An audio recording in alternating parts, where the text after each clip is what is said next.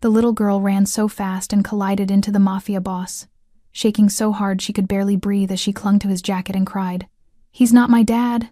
And the moment Angel Siciliano looked past her and saw the man stalking toward the diner door, everything inside him snapped. What he does next cracks open a 30-year secret he's buried and pulls him into a war he swore he'd never fight again. If you're hooked in and want to enjoy this story, go ahead and subscribe, and drop a comment letting me know where you're watching from. It's always amazing to see where everyone's watching. Plus, tomorrow I've got another incredible story lined up, and you definitely don't want to miss it. Alright, back to the story. Her small hands gripped the leather jacket like it was the only solid thing left in the world. Blood streaked across her bruised face, her voice cracking with pure terror. "Please, don't let him take me. He's not my dad." The diner went dead silent. Forks stopped mid-air. Coffee cups froze halfway to lips. Every customer turned to stare. But the man this terrified child had chosen wasn't a hero. He was Angel Siciliano, the most feared Mafia boss in Chicago. And what he did next would change both their lives forever. It was just past midnight on a rain-soaked Tuesday when the neon lights of the Red Lantern Diner cast their crimson glow across the slick pavement. Inside, the air hung thick with cigarette smoke and hushed conversations. This wasn't the kind of place you stumbled into by accident. Everyone knew what the Red Lantern really was. Angel Siciliano's unofficial office, where the city's most dangerous deals were made over cold coffee and cheaper whiskey. Angel sat in his usual booth at the back, a wall of a man whose mere presence seemed to drain the oxygen from the room. At 48, he had built an empire on fear, respect, and ruthless efficiency. His tattooed knuckles rested on the table as he discussed territory lines with his 3 lieutenants. The conversation was clinical. Measured numbers, names, problems that needed permanent solutions. "The West Side collection is short again," Tony muttered, sliding a manila folder across the table. "3rd week in a row." Angel's dark eyes barely flickered. "Then make it the last week. You want us to..." "I want you to remind them what happens when people forget their obligations." Angel's voice was flat, emotionless. Permanently. This was how Angel had survived 3 decades in a business that buried most men before they turned 30. He operated by one unbreakable rule: never let emotion cloud judgment. Sentiment was a luxury he couldn't afford. Caring about anything made you vulnerable. And vulnerable men didn't last long in his world. The diner's regulars understood the protocol. Don't stare at Angel's table. Don't eavesdrop. Don't even breathe too loud when he's conducting business. The waitress knew to refill his coffee without being asked. The cook knew to have his usual order ready. Everything ran like clockwork, night after night, year after year. Tommy, the youngest lieutenant, leaned forward. "What about the shipment coming through?" The door exploded inward with such violence that the bell above it shattered against the wall. Every conversation died instantly. Heads snapped toward the entrance. The waitress's hand trembled, nearly dropping her pot of coffee. Tommy reached instinctively for the gun under his jacket. Standing in the doorway, illuminated by the red neon and the rain-soaked streetlights behind her, was a little girl. She couldn't have been more than 7 years old. Her white dress was torn and filthy, dark stains spreading across the fabric stains that looked too much like blood. Her bare feet left wet prints on the checkered linoleum. Her dark hair hung in tangled, rain-soaked strands around a face marked with fresh bruises. Tears mixed with blood and rainwater streaked down her cheeks. She stood there trembling, her chest heaving with panicked breaths, her wide eyes scanning the room with the desperate look of a hunted animal. And then those terrified eyes locked onto Angel Siciliano. Without hesitation, without fear of the most dangerous man in the city, she ran straight toward him. Her small legs carried her past shocked customers, past the frozen waitress, past everything that should have stopped her. She didn't stop until she reached Angel's booth, her tiny hands grabbing fistfuls of his leather jacket, clinging to him like he was the only thing standing between her and death itself. "Please," she sobbed, her voice breaking with each word. "Please don't let him take me. He's not my dad. He's not my dad." The diner erupted in gasps. A woman at the counter covered her mouth. 2 men in the corner booth stared in disbelief. Angel's lieutenants exchanged shocked glances in 15 years. They had never seen anyone approach their boss like this. Angel remained perfectly still, looking down at this trembling child who had just shattered years of careful routine. Her small fingers gripped his jacket so tightly her knuckles had turned white. Blood from her face was smearing onto his leather. She was shaking so hard he could feel it through his chest. But what froze everyone's blood wasn't just the child or her desperate plea. It was the man standing outside the diner window. Tall, heavy-set, arms crossed, watching the little girl with the cold expression of someone who'd come to collect property. The child felt Angel's attention shift. She pressed harder against him, her voice barely a whisper. "Please. He hurt my aunt. He tried to take me. Please don't let him." Angel's jaw tightened. His eyes moved slowly from the girl to the man outside, then to his lieutenants. Tony's hand was already under his jacket. Tommy had shifted position, ready to move. For 3 seconds, the entire world seemed to hold its breath. Then slowly, so slowly that every person in that diner felt the weight of it, Angel Siciliano rose from his seat. The little girl didn't let go. Her hands stayed locked on his jacket, her face buried against his side. And in that moment, something ancient and buried inside the city's most feared mafia boss began to crack open. Something he thought he'd killed 30 years ago. Something dangerous. Something that looked almost like compassion. The man outside pushed through the diner door, and Angel felt the child's grip tighten on his jacket. Rain dripped from the stranger's coat onto the checkered floor as he stepped inside, his eyes fixed on the trembling girl pressed against Angel's side. "There you are, sweetheart," the man said, his voice sickeningly sweet. "Uncle's been looking everywhere for you. Time to come home now." The girl whimpered and buried her face deeper into Angel's jacket. "He's lying," she whispered. "He's not my uncle. Please." Angel's 3 lieutenants had already risen from their seats, forming a subtle barrier. Tommy's hand remained under his jacket. Tony had moved to block the door. The third man, Rico, stood ready near the counter. The other customers seemed to shrink into their booths, suddenly very interested in their coffee cups. The stranger took another step forward, offering a nervous smile that didn't reach his eyes. "Look, I don't want any trouble here." The kid's confused. "Her aunt, my sister, she sent me to pick her up. Family business, you understand." Angel studied the man with the cold precision that had kept him alive for 3 decades. The way his eyes kept darting to the exit, the fresh scratches on his neck, the slight tremor in his hands, the brand mark barely visible above his collar, a symbol Angel had seen before. Years ago, connected to operations he'd thought were long dead. "What's your name?" Angel's voice was quiet, almost conversational, but everyone in the diner felt the threat behind it. "Frank. Frank Delaney." The man shifted his weight. "Look, I don't know who you are, but this is a family matter. The kid needs to come with me." "He hit my aunt," the girl suddenly blurted out, her voice muffled against Angel's side. "He hit her and she fell down and there was blood and she wouldn't wake up and he grabbed me and I ran and—" Her words dissolved into sobs. Frank's face twitched. "She's making things up. Kids do that when they're scared. Her aunt had an accident, that's all. I'm just trying to get her somewhere safe." Angel looked down at the child clinging to him. Her small body was trembling so violently he could feel it through his leather jacket. Blood stained the collar of her torn dress. Fresh bruises marked her arms where someone had grabbed her hard enough to leave fingerprints. And her eyes, those terrified, desperate eyes, held a truth that no amount of lies could cover. Something twisted in Angel's chest. Something he hadn't felt in 30 years. A memory of another little girl. Another pair of frightened eyes. Another moment when he'd failed to act fast enough. "Sit down," Angel said softly. Frank blinked. "What?" I said sit down. Angel's voice remained quiet, but the temperature in the room seemed to drop 10 degrees. "Right there. That booth by the window. Now wait, just a—" Tony moved forward, his jacket falling open just enough to reveal the weapon beneath.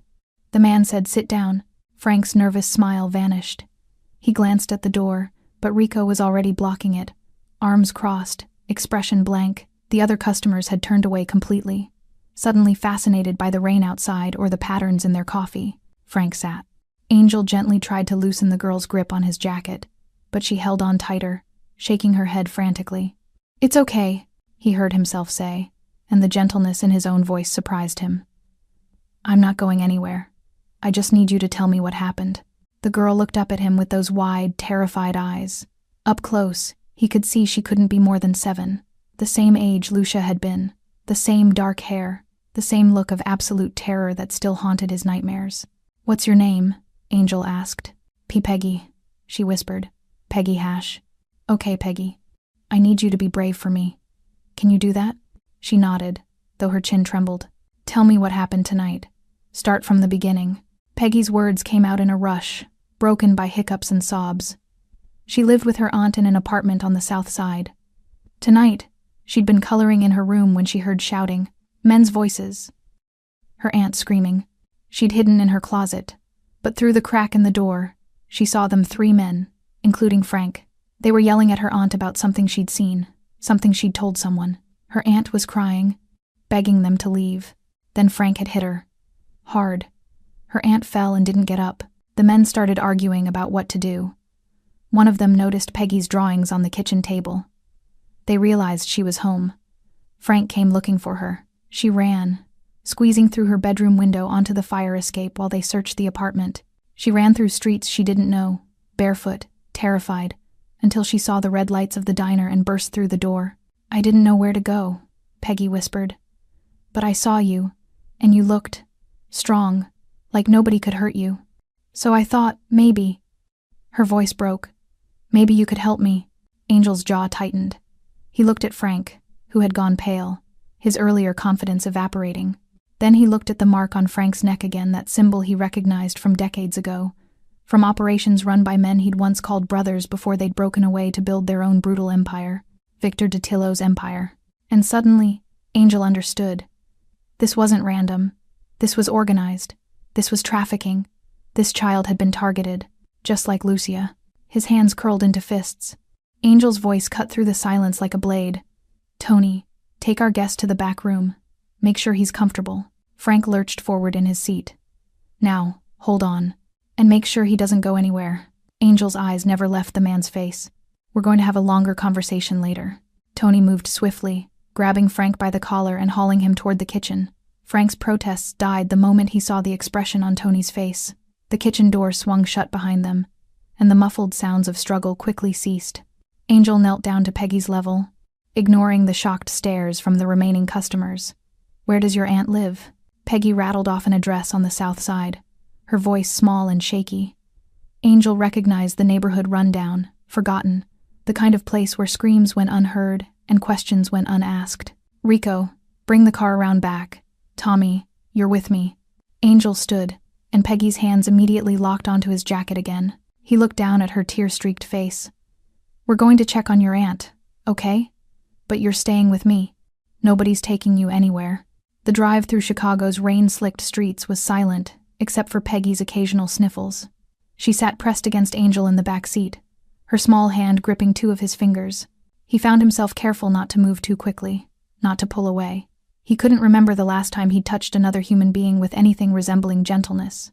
The apartment building was exactly what Angel expected: crumbling brick, broken windows, flickering hallway lights that barely fought off the darkness. The front door hung crooked on its hinges. No security, no cameras. The perfect place for bad things to happen to forgotten people. "3rd floor," Peggy whispered. "Apartment 12. They climbed the stairs in formation, Tommy first, then Angel with Peggy, Rico bringing up the rear. The hallway smelled of mildew and desperation. Angel could hear a television blaring behind one door, a baby crying behind another. Nobody looked out. Nobody ever looked out in neighborhoods like this. The door to apartment 12 stood ajar. Tommy pushed it open with his foot, weapon drawn. Angel felt Peggy tense against him. "Stay right here with Rico," he told her gently. "Don't come in until I say." For the first time, she let go of his jacket. The apartment was small, just a living room, kitchen, bathroom, and bedroom visible through open doors. But it had been torn apart. Furniture overturned, drawers pulled out and dumped, pictures ripped from walls, books scattered across the floor, and blood. A dark stain spread across the worn carpet near the overturned coffee table. Angel stepped carefully through the debris, his trained eyes cataloging everything. This wasn't a random attack. This was a search. They'd been looking for something. "Boss," Tommy called from the bedroom. "In here." Angel found Peggy's aunt lying unconscious on the bedroom floor, curled on her side. She was breathing shallow, ragged breaths, but alive. A nasty gash above her eyebrow had bled down the side of her face. Her lip was split. Bruises were already forming on her jaw and neck. "Call my doctor," Angel ordered. "Tell him it's an emergency. I want him at the safe house in 20 minutes. He knelt beside the woman, checking her pulse. Steady, if weak. She was younger than he'd expected, probably early 30s. Dark hair like Peggy's. The family resemblance was unmistakable. A small sound made him turn. Peggy stood in the doorway despite his instructions, Rico behind her looking apologetic. The girl's face had gone white. "Aunt Maggie," she whispered, and started forward. Angel caught her gently. "She's alive, Peggy. She's hurt, but she's alive. We're going to take her somewhere safe, somewhere doctors can help her. Is she going to die? Peggy's voice cracked on the last word. No. Angel surprised himself with the certainty in his voice. I promise you, she's not going to die. He didn't make promises. Promises were liabilities. But looking into this child's terrified eyes, he found he couldn't stop himself. Tommy had already called for the doctor and was now searching the apartment. Boss, they tossed this place good. Took anything valuable, but look at this. He held up a notebook, pages filled with neat handwriting. Names, dates, license plates. She was documenting something. Angel took the notebook, flipping through pages. His jaw tightened as he recognized patterns. Drop-off times, vehicle descriptions, the same locations repeated. Routes, schedules. This wasn't random observation. Peggy's aunt had been tracking something specific. She'd been tracking a trafficking operation, and she'd been stupid enough to think she could report it. They knew, Angel said quietly. She saw something. Documented it. Probably tried to report it to police. Word got back to whoever's running this operation. Datillo? Tommy asked. Angel nodded slowly. The symbol on Frank's neck. The organized nature of the attack. The trafficking patterns in the notebook. It all pointed to Victor Datillo, the man Angel had once trusted. The man who'd broken away years ago to build his own empire on the backs of the vulnerable. Get her downstairs carefully, Angel ordered. Tommy, you drive them to the safe house. Rico, you stay here and clean this scene. I don't want anyone knowing where she went. What about you, boss? Angel looked down at Peggy, who was staring at her unconscious aunt with tears streaming down her face. I'm staying with Peggy. The girl's hand found his again, gripping tight. As Tommy and Rico carefully lifted Aunt Maggie onto a makeshift stretcher, Angel felt something he hadn't felt in 3 decades. The weight of responsibility for someone other than himself, the fear of failing again. He looked at his hands scarred, tattooed, stained with 30 years of violence, and wrapped in those brutal hands was the small, trembling hand of a 7-year-old girl who'd chosen to trust the most dangerous man in Chicago. Angel had spent 30 years building walls around whatever remained of his heart. Tonight, a little girl named Peggy Hash had walked straight through them. The safe house was a 2-story brick building in a quiet neighborhood where Angel's organization kept people who needed protection or persuasion. Tonight, it would serve the former purpose. Tommy pulled the car into the attached garage, and Rico immediately sealed the entrance behind them. Angel's doctor arrived within minutes. A gray-haired man named Vincent, who'd patched up more bullet wounds than he cared to count and knew better than to ask questions. He examined Aunt Maggie on the living room couch while Peggy sat rigidly beside Angel, her hand still locked around his fingers. Concussion, Vincent announced after his examination. Severe bruising to the ribs, possible fracture. The head wound looks worse than it is, but she needs rest. No permanent damage as far as I can tell. But she'll be in considerable pain when she wakes up. When will that be? Peggy's voice was barely audible. Vincent's expression softened. Could be hours, sweetheart. Could be tomorrow morning. Her body needs time to heal. But she will wake up? Peggy pressed. She will. Vincent packed his supplies. I'll leave medication for the pain and check on her tomorrow. After Vincent left, Angel posted guards outside 2 men he trusted with his life. Inside, the safe house fell into an uneasy quiet. Tommy stood by the window.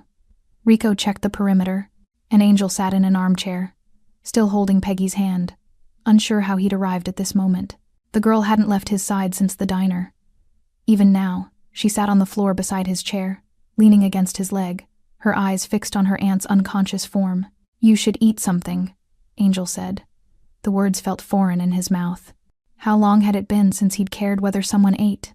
Peggy shook her head. When's the last time you had food? Breakfast. Her voice was small. Aunt Maggie made pancakes. She always makes pancakes on Tuesdays. Angel looked at Tommy and jerked his head toward the kitchen.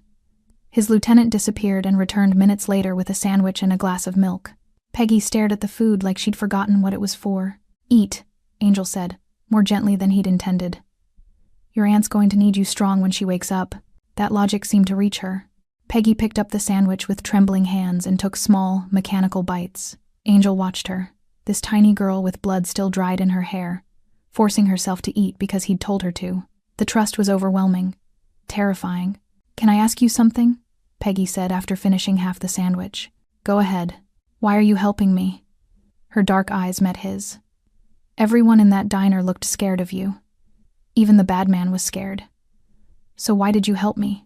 Angel was quiet for a long moment. How did you explain 30 years of guilt to a 7-year-old? How did you tell her that she reminded you of every failure you'd ever tried to bury? I had a sister once, he heard himself say. Her name was Lucia. She was about your age. Where is she now? I don't know. The words tasted like ash. Bad men took her a long time ago. I never found her. Peggy's eyes widened. Never? Angel shook his head. I've looked for 30 years. I'll probably look for 30 more. Is that why you saved me? Because of your sister? Maybe. Angel looked at Aunt Maggie's still form. Or maybe I'm tired of bad men hurting people who can't fight back. Peggy considered this, then leaned her head against his knee. I'm glad I picked you. Something tightened in Angel's chest. Around midnight, Peggy finally fell asleep, curled up on the couch opposite her aunt. A blanket Tommy had found tucked around her small form. Angel watched her chest rise and fall, her face finally peaceful despite the bruises. He moved to the kitchen where Tommy was making coffee. His lieutenant poured 2 cups without being asked. Boss, what are we doing here? Tommy kept his voice low. I get it, the kid needed help. But this isn't our business. This is police business. Police can't protect them. Angel sipped the bitter coffee. Frank already admitted he's connected to something bigger. The notebook proves Aunt Maggie was tracking an operation. You think the cops can handle that? So we handle it? We investigate. Angel's voice hardened. I want to know everything. Who sent Frank? Who he works for? What operation they're running? Every name, every location, every detail. You think it's Datillo? I know it's Datillo. Angel's knuckles whitened around the coffee cup. The brand on Frank's neck, that's his mark. Same one his crew used years ago when he broke away. He's running the same operations we shut down back then. Just bigger now. Smarter. If we go after Datillo, that's war. He's got territory, connections, protection. The other families won't like us disrupting business. I don't care what they like. Angel's eyes were cold. That little girl in there ran through the streets bleeding and barefoot because Datillo's men tried to kidnap her. Her aunt is unconscious because she tried to stop them. How many others, Tommy? How many other kids didn't make it to a diner? Didn't find someone to help them? Tommy was quiet. In 15 years of working for Angel Siciliano, he'd never heard emotion in his boss's voice. Not once. But tonight, there was something raw and dangerous beneath the words. I want Frank in the interrogation room tomorrow morning, Angel continued. And I want him ready to talk. Use whatever methods necessary. Boss, are you sure about this? Once we start, I'm sure. Angel looked through the doorway at Peggy's sleeping form. Find out who else was at that apartment. Get descriptions. Pull every resource we have. I want names by morning. As Tommy left to make calls, Angel stood alone in the kitchen, gripping his coffee cup hard enough to crack. 30 years ago, he'd failed to protect Lucia. He wouldn't fail again. Not this time. Not this little girl. Dawn broke gray and cold over Chicago. Angel hadn't slept. He'd spent the night in the armchair, watching Peggy and her aunt breathe, making sure they were safe, making sure they were real. Every time he closed his eyes, he saw Lucia's face, heard her voice calling for him, felt the weight of 30 years of failure pressing down on his chest. Peggy stirred first, sitting up with a small gasp, disoriented until her eyes found her aunt. Then she looked at Angel, and something in her small face relaxed. You stayed, she whispered. I said I would. Adults don't always do what they say. Angel had no response to that. In his world, words were cheap, and loyalty was bought. But looking at this child who'd learned too young not to trust promises, he felt something ancient and painful shift in his chest. Aunt Maggie woke an hour later with a groan. Her eyes fluttered open, unfocused and confused, before landing on Peggy. Baby? Her voice was hoarse, broken. Peggy? Oh God, Peggy. Peggy scrambled to her side, grabbing her aunt's hand. I'm okay, Aunt Maggie, I'm okay, he helped us. Maggie's gaze shifted to Angel, and fear immediately flooded her eyes. She tried to sit up, wincing at the pain, instinctively pulling Peggy behind her despite her injuries. It's okay, Peggy said quickly. He's not like them. He saved me.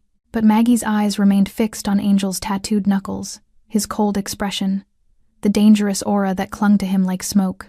She knew what he was. People like her always knew. Angel stood slowly, keeping his movements deliberate and non-threatening. Your niece ran into my diner last night. Said someone attacked you. Tried to take her. Where? Maggie's voice cracked. Where are we? Somewhere safe. My doctor treated you. You have a concussion and bruised ribs. You need rest. I need to call the police. The police can't help you. Angel's voice was flat. The men who came for Peggy are connected to an organization the police can't touch. You tried reporting them already, didn't you? That's why they came. Maggie's face went pale. Her silence was answer enough. I found your notebook, Angel continued. The one with names and dates and license plates. You've been watching them, documenting their routes, their schedules. You saw something you shouldn't have. Tears filled Maggie's eyes. I work at the diner on 5th Street. Night shifts. 3 weeks ago, I saw them. A van pulls up every Tuesday and Thursday around 2 a.m. They'd bring in children terrified, drugged, barely conscious. Load them into the back entrance of the warehouse across the street. I watched it happen 6 times before She swallowed hard. Before I tried to report it. To who? Police, social services, anyone who would listen. Her voice broke. Nobody cared. They said I was imagining things, that I had no proof. One officer even told me to mind my business if I knew what was good for me. Angel's jaw tightened. Dattilo had cops on his payroll. Of course he did.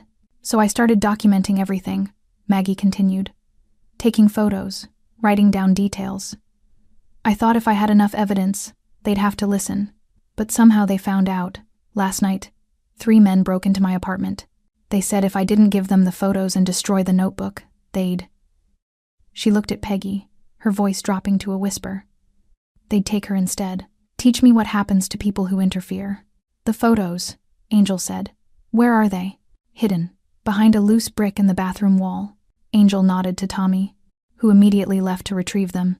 Maggie watched him go, then turned back to Angel with desperate eyes. Please, she whispered. I know what you are. I know what you do. But Peggy, she's innocent. She's all I have. If you want money, I don't have much, but I don't want your money. Angel's voice was quiet but firm. I want information. Everything you know about that operation. Every detail. Every face. Every time. Every location. Why? What are you going to do? Angel met her gaze. What the police won't. What they can't. Maggie stared at him for a long moment, reading something in his expression. Then slowly, painfully, she began to talk. She described the warehouse on 5th Street, the white van with tinted windows and scratched paint on the passenger door, the 3 men she'd seen regularly, one tall and thin, one shorter with a limp, and Frank, the one who'd attacked her. She described the children, never the same ones twice, always different ages, always terrified. She talked about overhearing phone calls, catching fragments of conversations about shipments and buyers, and routes to the south side. Angel listened to every word, his expression growing colder with each detail. This wasn't small time. This was organized, systematic, professional. This was Dattilo's signature work, the same operations he'd run before Angel had driven him out years ago. But he'd rebuilt, expanded, and now he was trafficking children through Chicago like they were cargo. When Maggie finished, her voice was raw and her face was wet with tears. Peggy had climbed back onto the couch, pressing against her aunt's side. There's something else, Maggie said quietly. The night before they attacked me, I saw one of the men arguing on the phone. He kept saying a name, Victor, kept saying, Victor wants this handled, and Victor doesn't tolerate mistakes. Angel's hands curled into fists. Victor Dattilo, the man he'd once called brother, the man who'd betrayed everything they'd stood for, the man who was now trafficking children through the same city Angel controlled. Tommy returned with the photos, grainy but clear enough. Children's faces, the van, the warehouse entrance, timestamps on the backs in Maggie's careful handwriting. Angel looked at those photos and saw Lucia in every terrified face. You and Peggy stay here, he said finally. You're under my protection now. No one touches you.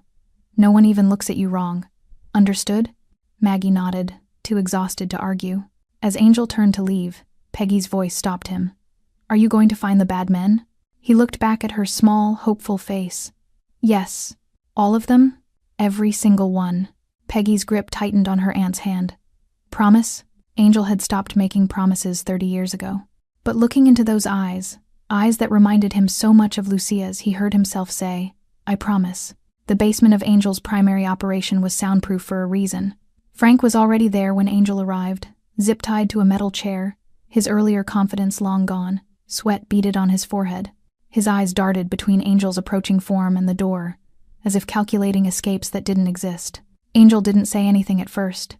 He simply circled Frank slowly, letting the silence stretch and tighten like a noose. Tommy and Rico stood by the door, arms crossed, expressions blank. "I want a lawyer," Frank finally said, his voice cracking. "You can't just—" Angel's fist connected with Frank's jaw so fast the man didn't see it coming. The chair rocked backward, and Frank's head snapped to the side. Blood filled his mouth. "No lawyers down here," Angel said quietly. "No police. No rules. Just you and me and the truth." Frank spat blood onto the concrete floor. "I don't know what you want from me. Start with your name. Your real name. I told you. Frank Delaney." Angel nodded to Rico, who pulled out a folder and tossed it onto Frank's lap. Photos spilled out Frank entering known Datillo locations. Frank with other men bearing the same brand. Frank loading boxes into vehicles at 3 a.m. "Frank Delaney died 6 years ago in a car accident in Ohio," Angel said. "You're Frank Morrison. You work for Victor Datillo. You've been working for him for 8 years. Want to try again?" Frank's face went pale. "Here's what I know," Angel continued, his voice dangerously calm. "You and 2 others broke into Margaret Hash's apartment last night. You assaulted her. You attempted to kidnap her 7-year-old niece. You're part of a trafficking operation that moves children through the South Side every Tuesday and Thursday. What I don't know yet is how big this operation is and where those children end up. I want a deal," Frank said quickly. "Protection. Witness protection. I'll tell you everything, but I need guarantees. You're not in a position to negotiate. You don't understand." Frank's voice rose with panic. "Victor will kill me. He'll kill my family. He has people everywhere, cops, judges, politicians. You can't protect me from him." Angel leaned in close, his voice dropping to barely a whisper.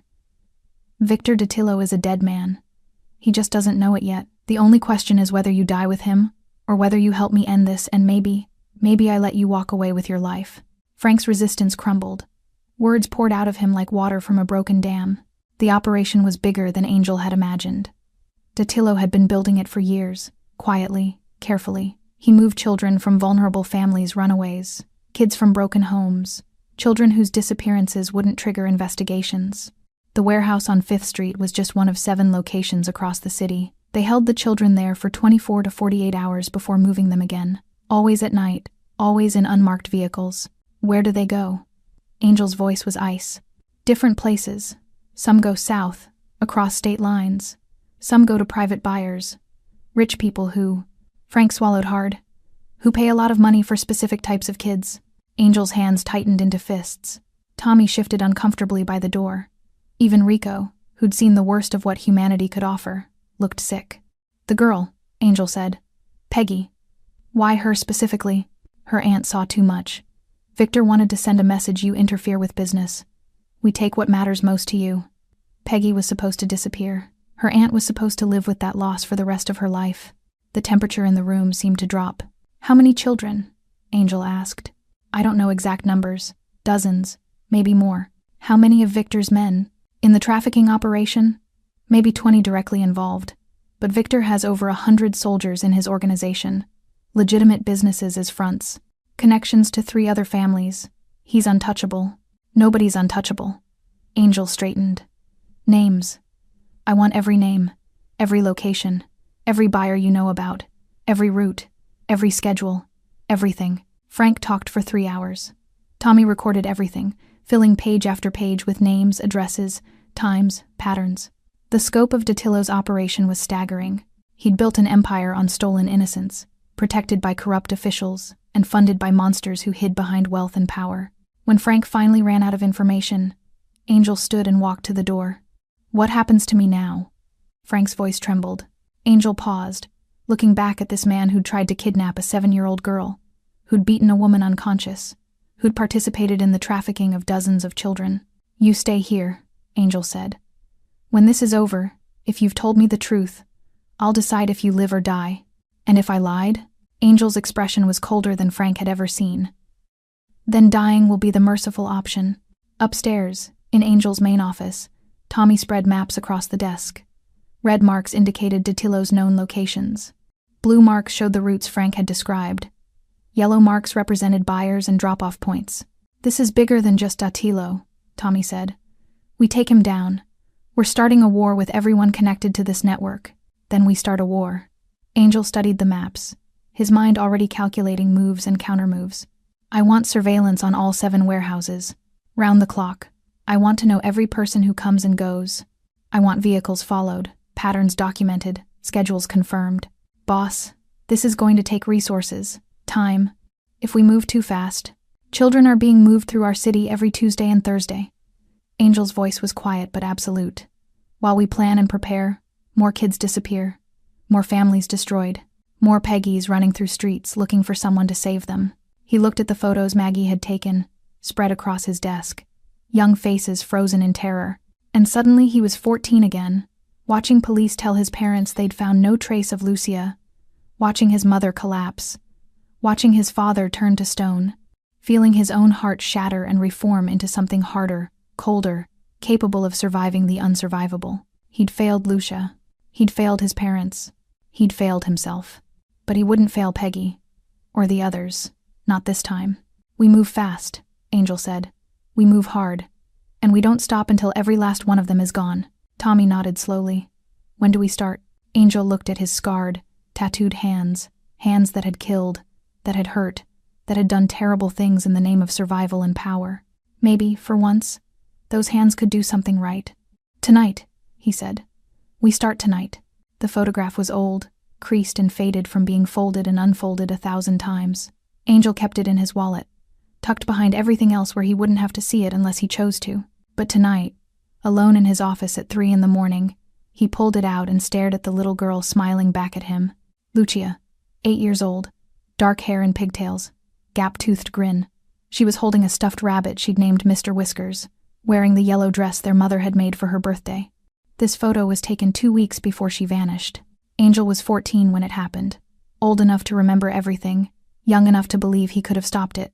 It was a Tuesday afternoon. Their mother had sent Angel to the corner store for milk. Lucia had begged to come along, but he'd said no, told her she was too slow, that she'd just get in the way. He'd left her sitting on their front steps, playing with Mr. Whiskers.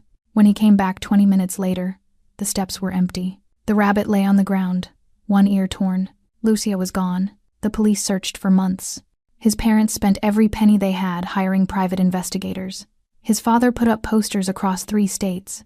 His mother stopped sleeping, stopped eating, became a ghost herself. They never found her. Not a body, not a witness, not a single trace. Just gone, like she'd never existed at all. Angel's father died of a heart attack 2 years later. The doctors called it natural causes, but Angel knew better. His father had died of a broken heart, of guilt, of the weight of failing to protect his little girl. His mother lasted another 5 years before she followed. Cancer, officially. But Angel believed she'd simply stopped wanting to live in a world without Lucia. And Angel? He'd survived by becoming something else entirely. Something hard, something cold, something that couldn't be hurt because it refused to feel anything at all. He built walls around the part of him that had loved his sister. Brick by brick, body by body, he constructed an empire on the foundation of that loss. He became the kind of man who could make hard decisions without hesitation, who could order deaths without remorse, who could look at suffering and remain unmoved. For 30 years, those walls had held. Then Peggy Hash ran into his diner, grabbed his jacket, and looked up at him with Lucia's terrified eyes. And suddenly, Angel was 14 again, standing on empty front steps, holding a torn stuffed rabbit, screaming his sister's name into the uncaring afternoon. He'd failed once. The guilt had poisoned 3 decades of his life. He couldn't fail again. Angel folded the photograph carefully and returned it to his wallet. Then he stood, grabbed his coat, and headed for the safe house. He needed to see Peggy. Needed to confirm she was real, safe, still breathing. The guards at the safe house nodded as he entered. Inside, the living room was dark, except for a small lamp in the corner. Aunt Maggie was asleep on one couch, her breathing steady but pained, and on the other couch, curled under a blanket, was Peggy. She wasn't asleep. "Can't sleep?" Angel asked quietly. Peggy shook her head. "Every time I close my eyes, I see him. Frank, I see him hitting Aunt Maggie. I see the blood. I see..." Her voice broke. Angel sat down in the armchair across from her. "I know what that's like. You have nightmares too." "Every night for 30 years. Peggy studied him with those 2 old eyes. Is that why you're helping us? Because of your nightmares? Maybe. Angel was quiet for a moment. When I was your age, I had a little sister, Lucia. She was 8. One day, she disappeared. Bad men took her, and I never saw her again. Peggy sat up slowly. Never? Never. I've looked for her my whole life. Part of me is still looking. I'm sorry. Peggy's voice was small. That's really sad. It is. Angel met her gaze. But you know what's sadder? That I could have stopped it. I was supposed to watch her that day. I left her alone for 20 minutes. 20 minutes. And she was gone. That's not your fault, isn't it? Angel's voice was rough. I was her big brother. I was supposed to protect her. That's what big brothers do. But I failed, and she paid the price. Peggy was quiet for a long moment. Then she climbed off the couch and walked over to Angel. Without hesitation, she climbed into his lap and wrapped her small arms around his neck. Angel froze. Nobody had hugged him in 30 years. He'd forgotten what it felt like. You didn't fail, Peggy whispered against his shoulder. You were just a kid. Kids can't stop bad men. But you're not a kid anymore. And you're stopping them now. You're saving me. You're saving other kids too. That's what Lucia would want, right? Something cracked in Angel's chest. Something that had been frozen solid for 3 decades suddenly shifted, warmed, broke open. His arms came up slowly, awkwardly, and wrapped around Peggy's small frame. She felt impossibly fragile, like she might break if he held too tight. But she didn't pull away. She just held on. This tiny girl who'd somehow seen past his walls and found the broken boy still hiding inside. Don't let go, Peggy whispered. Please don't let go. I won't, Angel heard himself say. I promise I won't. They sat like that for a long time. A feared mafia boss and a traumatized little girl, holding on to each other in the darkness like they were the only solid things left in the world. Eventually, Peggy fell asleep in his arms. Angel should have put her back on the couch, but he couldn't bring himself to move, so he just sat there, this child steady breathing against his chest, and felt something he hadn't felt since he was 14 years old. Hope. Maybe he couldn't save Lucia. Maybe that chance was lost forever. But he could save Peggy. He could stop Datilo. He could tear down this trafficking network brick by brick and make sure no other little girls had to run through streets barefoot and terrified, looking for anyone to help them. When dawn broke, Peggy stirred and looked up at him with sleepy eyes. You stayed all night. I said I would. Most people don't mean it when they say things like that. I'm not most people. Peggy smiled a small, genuine smile that transformed her bruised face. I know. That's why I picked you. As Angel carefully set her back on the couch and tucked the blanket around her, he realized something profound. For 30 years, he'd believed Lucia's disappearance had destroyed him, turned him into something cold and inhuman, a monster wearing a man's face. But maybe it hadn't destroyed him. Maybe it had just been waiting for the right moment, the right person, the right reason to remember what it meant to be human. Peggy Hash had given him that reason. And Angel Siciliano, the most feared mafia boss in Chicago, the man who'd spent 3 decades building an empire on violence and fear, finally understood what he'd been missing all along. Purpose. Not the kind that came from power or money or respect. The kind that came from protecting someone who couldn't protect themselves. The kind that came from choosing, for once in his violent life, to be someone's hero instead of their nightmare. As he left the safe house and climbed into his car, Angel looked at himself in the rearview mirror. The same scarred face stared back, the same cold eyes, the same tattooed throat.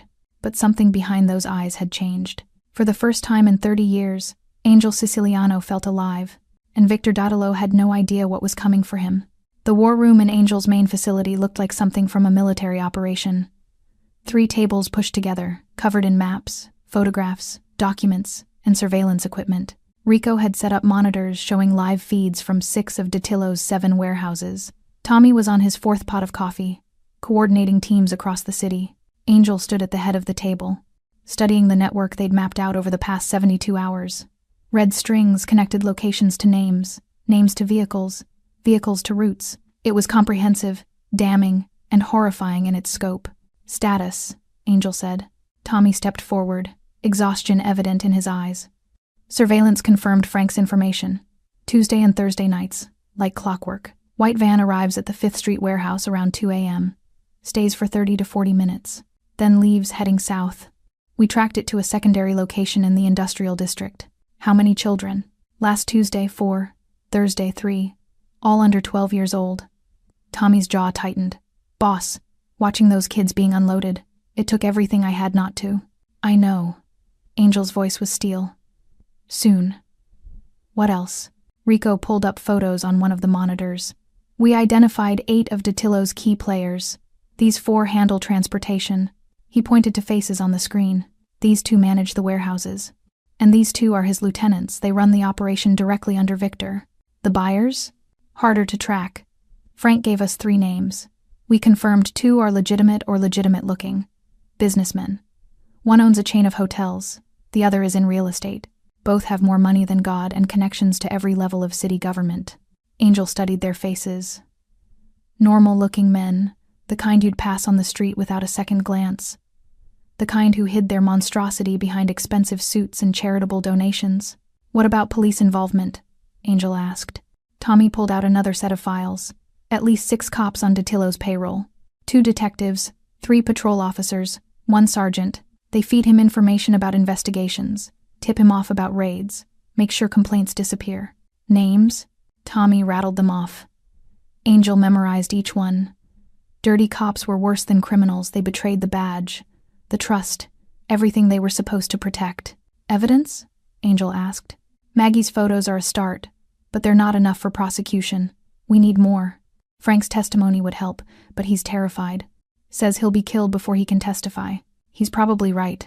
Angel moved to the map showing Datillo's territory. We're not building a legal case. We're dismantling an empire. The room fell silent. Everyone understood what that meant. Boss, Rico said carefully, if we go after Datillo directly, we're starting a war. Not just with him, but with everyone connected to his operation.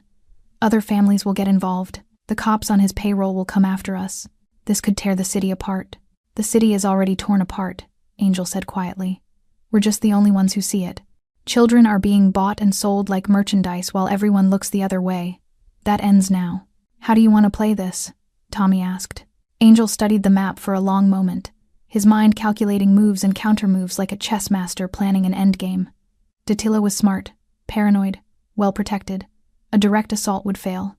But Angel hadn't survived 30 years by being predictable. We hit them systematically, Angel said. Take down the operation piece by piece. First, we cut off their supply lines.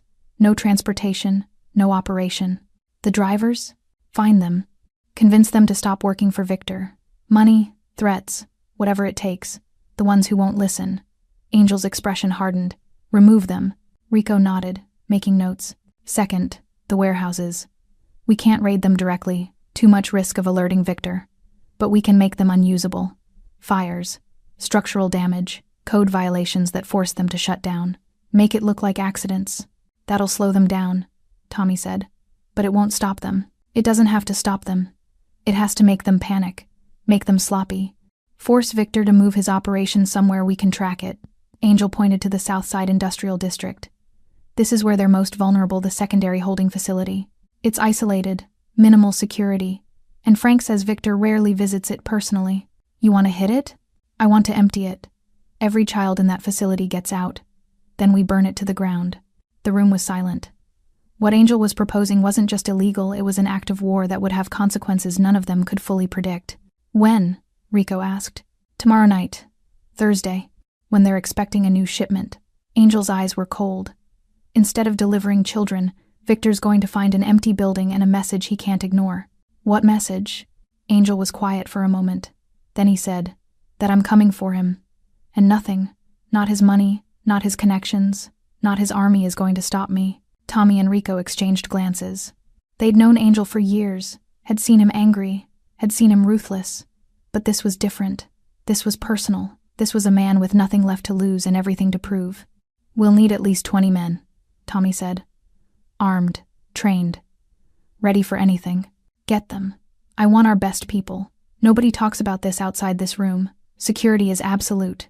As his men left to prepare, Angel returned to studying the photographs of Datillo's operation. Somewhere in this network of evil, Victor Datillo sat comfortable and protected, believing himself untouchable, believing his empire was secure. He had no idea that Angel Siciliano, the man he'd once called brother, the man he'd betrayed years ago, was about to burn that empire to the ground. Angel's phone rang. The safe house. Boss, the guard said. The little girl is asking for you. She won't eat, won't sleep, just keeps asking when you're coming back. Something softened in Angel's expression. Tell her I'll be there in an hour. He hung up and looked at Lucia's photograph one more time. Then he grabbed his coat and headed for the door. He had promises to keep, to the living and the dead. And Angel Siciliano had never broken a promise that mattered. Not anymore. The industrial district was a graveyard of forgotten buildings and broken dreams. The facility Dattilo used as his secondary holding location sat at the far end of a dead-end street, surrounded by empty warehouses and overgrown lots.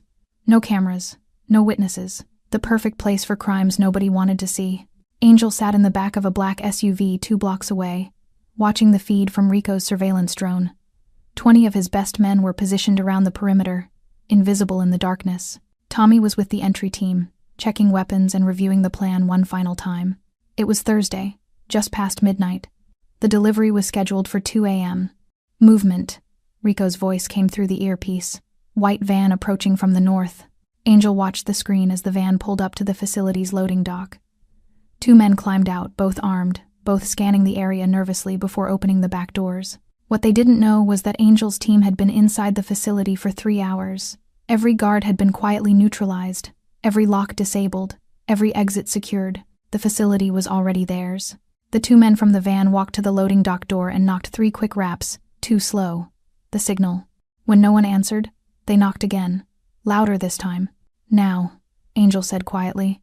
The loading dock door rolled open, but instead of Dattilo's men, Tommy and 6 armed soldiers stood waiting. The 2 men from the van froze, hands moving toward weapons they'd never reach. Don't, Tommy said, his gun aimed center mass. Get on the ground. Now. They complied. Within seconds, they were zip-tied and blindfolded, loaded into one of Angel's vehicles. The van was driven away by Rico's team, disappearing into the night. Inside the facility, Angel's men worked quickly. The building had been divided into small rooms, each with a locked door. Behind those doors, they found 12 children, ages 5 to 13, some drugged, some crying, all terrified. Angel had brought medical personnel and social workers, people he trusted, people who owed him favors and wouldn't ask questions. They moved through the facility with practiced efficiency, checking each child, providing comfort, preparing them for transport. Angel walked through the facility himself, looking into each room, seeing the faces of children who'd been stolen from their lives. In one room, he found a little boy no older than 6, curled in the corner, clutching a stuffed bear. The boy looked up at Angel with eyes that had seen too much, and Angel saw Lucia, saw Peggy, saw every failure and every second chance. It's okay, Angel said, kneeling down. You're safe now. Nobody's going to hurt you anymore. The boy didn't speak, just stared with those haunted eyes. I'm taking you somewhere safe, Angel continued. There are people who are going to help you find your family. But first, I need you to be brave. Can you do that? Slowly, the boy nodded. Angel held out his hand. After a moment's hesitation, the boy took it. Outside, the children were loaded into unmarked vehicles. The social workers had been briefed. These children would be placed in protective custody, their identities kept confidential, their testimonies recorded but never forced. Angel had made arrangements with a federal prosecutor he trusted, one of the few who couldn't be bought. The legal battle would come later. Tonight was about rescue. As the last vehicle pulled away, carrying children toward safety, Angel stood in the empty facility with Tommy and Rico. Burn it, he said. Rico set the charges while Tommy made sure nothing remained that could be traced back to Angel's organization. 30 minutes later, they were 2 miles away when the facility exploded into flames. Fire trucks would come eventually. Police would investigate. But all they'd find would be ash and metal and the ghost of an operation that no longer existed. 1 down, 6 warehouses to go. Over the next 72 hours, Angel systematically dismantled Dattilo's empire. The transportation drivers found themselves unable to work, vehicles sabotaged. Some drivers bought off, others too terrified to continue after midnight visits from Angel's men. 2 more warehouses suffered electrical fires. Another was shut down by code enforcement after an anonymous tip revealed a dozen violations. Dattilo's operation began hemorrhaging money, resources, and security. And then Angel went after the buyers. The hotel owner woke to find his office filled with photographs, images of him with children, financial records showing payments to shell companies, evidence that would destroy him. Angel gave him a choice: Turn himself in or face public exposure and something far worse. The man chose prison. The real estate mogul wasn't as smart. He tried to run. Tommy found him at the airport with a bag of cash and a one-way ticket. He never made his flight. With each move, Angel sent the same message. The old order was over. The protection Dattilo provided was an illusion, and anyone involved in trafficking children would face consequences that transcended law or mercy. Dattilo finally broke his silence on the 7th day. He called Angel directly, his voice tight with rage. "You're making a mistake," Dattilo said. "You have no idea what you're starting." "I know exactly what I'm starting," Angel replied calmly. "I'm ending you. This city has rules, territories, agreements. You're breaking all of them. You broke them first when you started trafficking children through my city." "Your city?" Dattilo laughed, but there was no humor in it. "You really think you can win this? I have connections you can't touch, resources you can't imagine. I've built something bigger than both of us. You built it on stolen innocence, on destroyed families, on children who'll never be whole again." Angel's voice dropped to ice. "I'm going to tear it down brick by brick, and when there's nothing left, I'm coming for you." "Is that a threat?" "No, Victor. It's a promise." The line went dead. 2 days later, Angel received intel that Dattilo had called a meeting with his remaining lieutenants. The location, an abandoned shipyard on the waterfront. The time, midnight. It was a trap, obviously. Dattilo knew Angel would come. Probably had 50 men waiting. Probably had planned for every contingency. Angel went anyway. He brought 30 of his best soldiers, positioned them strategically around the shipyard, and walked into the meeting alone. Because this wasn't about tactics or territory anymore. This was about 2 men who'd once been brothers, who'd chosen different paths, who'd finally reached the point where only one could survive. Dattilo stood in the center of the shipyard, flanked by guards, illuminated by harsh floodlights. He looked older than Angel remembered, harder, but there was fear in his eyes, the fear of a man who knew his empire was crumbling. "You came," Dattilo said. "You called. I thought we could talk. End this before more people die. People are dying because of you, Victor. Children. Innocence. That ends tonight." "You self-righteous bastard." Dattilo's facade cracked. "You think you're better than me? You think your hands are clean? We came up together, Angel. We built this life together. You've killed more people than I can count. What makes you different?" "I never hurt children." "No, you just failed to protect them." Dattilo's smile was cruel. "I know about Lucia. Everyone knows. Your little sister. Vanished because you weren't paying attention. Is that what this is about? 30 years of guilt? Finally catching up to you?" Angel's hands clenched into fists, but his voice remained steady. "This is about stopping you before you destroy more families. Too late. My operation spans 5 states. You shut down Chicago? I rebuild somewhere else. You can't stop all of it. I can stop you." Dattilo pulled a gun. So did his guards. But Angel's men were faster. Laser sights appeared on every one of Dattilo's soldiers. The shipyard became a frozen tableau of lethal intent. "You're outgunned," Angel said quietly. "Your empire is gone. Your connections are running. Your protection has evaporated. You have nothing left, Victor. Nothing but the choice I'm giving you right now." "What choice?" "Turn yourself in. Testify against everyone involved. Give prosecutors everything they need to shut down your network permanently. Maybe you get protective custody. Maybe you live. And if I refuse?" Angel's expression was colder than Dattilo had ever seen. "Then you don't leave this shipyard." For a long moment, nobody moved. The only sound was the wind off the water and the distant cry of gulls. Then Dattilo lowered his gun. "I'll give you the names," he said, his voice defeated. "All of them. Every buyer, every cop, every connection. But I want immunity. Full protection. That's not my call."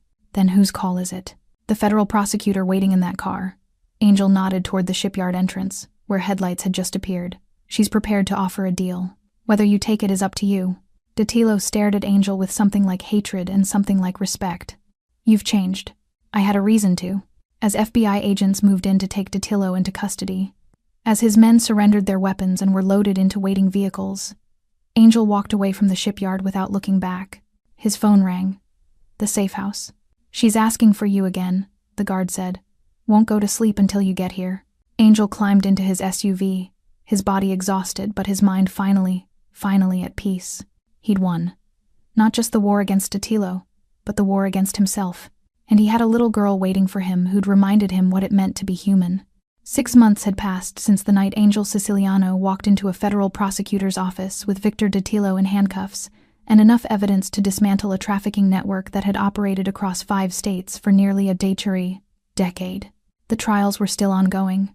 Datillo had kept his word, testifying against dozens of buyers, corrupted officials, and fellow criminals. The FBI had rescued over 60 children from various locations. Families were being reunited. Lives were being slowly, painfully rebuilt. Angel's role in all of it had been carefully erased from official records. The prosecutor knew. The FBI knew. But publicly, Angel Siciliano remained what he'd always been, a name whispered in dark rooms, a shadow operating on the edges of law and order. But privately, Angel had changed in ways no one who'd known him before would recognize. Tuesday afternoon, the Red Lantern Diner was quieter than usual. The lunch rush had passed, leaving only a handful of customers scattered across the booths.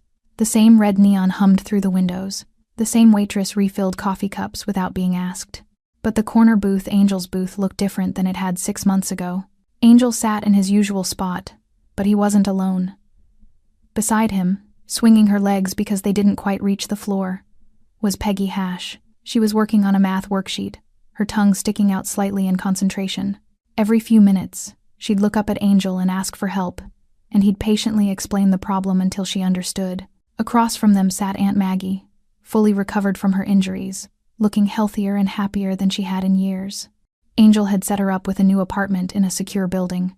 He'd paid for the best doctors. He'd even helped her open the small bakery she'd always dreamed of just 2 blocks from the diner, where she made the best pastries in Chicago and where Peggy helped after school. "I don't get this one," Peggy said, pointing to a particularly complicated fraction problem. Angel looked at it, then grabbed a napkin and drew a circle, dividing it into pieces. "If you have a pizza cut into 8 slices, and you eat 3, what fraction of the pizza did you eat? 3/8. Right. Now what if your aunt ate 2 slices? Peggy thought for a moment. Then she ate 2/8, which is the same as 1/4 if you simplify it. Exactly. Angel ruffled her hair, and she grinned up at him. Maggie watched this interaction with something like wonder. 6 months ago, she'd feared Angel Siciliano. Now, she watched him patiently teach fractions to her niece and saw something she never expected, a man who'd found redemption in the most unlikely place. "You're getting good at this," Maggie said. "Maybe you should have been a teacher instead of—" She trailed off, not quite sure how to finish that sentence. "Instead of what I am?" Angel's lips quirked into the smallest smile. "Probably, but I don't think I'd have the patience for a whole classroom. Just one student?" "Just one." Angel looked at Peggy, who was now working on the next problem with renewed confidence. "One is enough." Tony appeared in the diner doorway and caught Angel's eye. "Business." Angel nodded. "I'll be right back," he told Peggy. She grabbed his sleeve. "You promise?" "I promise." Satisfied, she returned to her homework. Outside, Tony handed Angel a folder.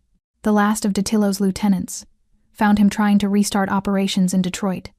Local FBI picked him up an hour ago. Angel flipped through the file, then closed it. "That's all of them, then. Every last one." Tony looked at his boss with something like pride. "We did it. The network is gone. For now. Someone else will try to rebuild eventually. Someone always does. And when they do, we'll be watching." Angel handed the folder back. "Make sure our contacts in law enforcement know we're still monitoring. Anyone who tries to traffic children through this city, through any city we can reach, gets shut down immediately. You've become quite the humanitarian, boss." Angel's expression darkened slightly. "I'm not a humanitarian. I'm just a man making up for lost time." Back inside the diner, Peggy had finished her homework and was drawing on the back of her worksheet. Angel slid back into the booth and looked at her artwork, a child's rendering of the diner, with stick figures sitting at a table. She'd labeled them carefully. "Aunt Maggie, me, and Angel. That's us," she said proudly. "I can tell. You're a good artist. My teacher says I should enter the art contest at school. But I don't know what to draw. Draw what matters to you." Peggy considered this seriously. Then she looked up at him, with those dark eyes that still sometimes carried shadows of what she'd endured, but now also held light, hope, trust. "Will you come to my school's parent day?" she asked suddenly. "It's next month. Aunt Maggie's coming, but if you're not too busy." Angel felt that familiar tightening in his chest, the one that happened whenever Peggy reminded him that he mattered to someone, that his presence made a difference. "I'll be there," he said. "Promise?" "Promise." Peggy's face lit up with a smile that could have powered the entire city. Later that evening, after taking Peggy and Maggie home, Angel returned to his main office. Tommy and Rico were waiting with weekly reports, territory disputes, collection numbers, the usual business of running a criminal empire. But as they talked, Angel found his attention drifting to the photograph on his desk, the one of Lucia he'd kept hidden for 30 years. It sat in a frame now, in plain sight. Not hidden anymore, not a secret shame, but a memory honored. Beside it was a new photograph, one of Peggy at her 8th birthday party last month, a party Angel had insisted on throwing, complete with a cake from Maggie's bakery and more presents than any one child could possibly need. In the photo, Peggy was laughing, frosting on her nose, surrounded by friends from school and a few carefully chosen adults who'd helped in her recovery. Angel was in the background of that photo, watching from the doorway. But if you looked closely, you could see the smallest smile on his face. "Boss?" Tommy's voice pulled him back. "You okay?" "Yeah." Angel looked at both photographs, past and present. Loss and redemption. The little girl he'd failed, and the one he'd saved. "I'm okay." Later, alone in his office, Angel pulled out his phone and looked at the message Peggy had convinced Maggie to help her send earlier. "Thank you for coming to the diner today, and for helping with math, and for everything. You're not my dad, but you're the man who came when I cried for help. I love you." Angel read it 3 times. Then he saved it and turned off his phone. For 30 years, he'd believed Lucia's loss had destroyed him, turned him into something cold and inhuman, made him into a monster. But maybe he'd been wrong. Maybe that loss had simply been waiting for Peggy Hash to run into his diner on a rain-soaked Tuesday night and grab his jacket with small, desperate hands. Waiting for him to realize that redemption wasn't something you earned. It was something you chose. Every day. Every moment. Every time you decided to be better than what your past had made you. Angel Siciliano would never be a good man. He'd done too much, hurt too many people, crossed too many lines. His hands would never be clean. But maybe, just maybe, he could be a good man to one little girl who'd chosen to trust him when she had no reason to trust anyone. And maybe that was enough. Maybe that was everything. Outside his window, Chicago glittered in the darkness, a city of millions, of countless stories, of endless second chances. Angel turned off the lights and headed home. To the safe house he'd turned into a real house, where guards had become protectors, and fear had slowly transformed into something that looked almost like family. Tomorrow, Peggy would visit the diner again. She'd ask for help with homework, or tell him about school, or simply sit beside him while he conducted business. Her small presence a reminder that some things mattered more than territory or power or respect. Tomorrow, Angel would show up for her, just like he had every day for the past 6 months, just like he would every day for as long as she needed him. Because 30 years ago, he'd failed to protect the little girl he loved. But this time, he'd gotten it right, and that made all the difference. Thanks for sticking with this story till the end. If you enjoyed it, you're going to love the next one. It's packed with unexpected turns and heartfelt moments. Click the image on your screen to keep the journey going, and make sure to hit subscribe for more amazing stories. Drop a comment and rate this story from 1 to 10. I can't wait to see what you think.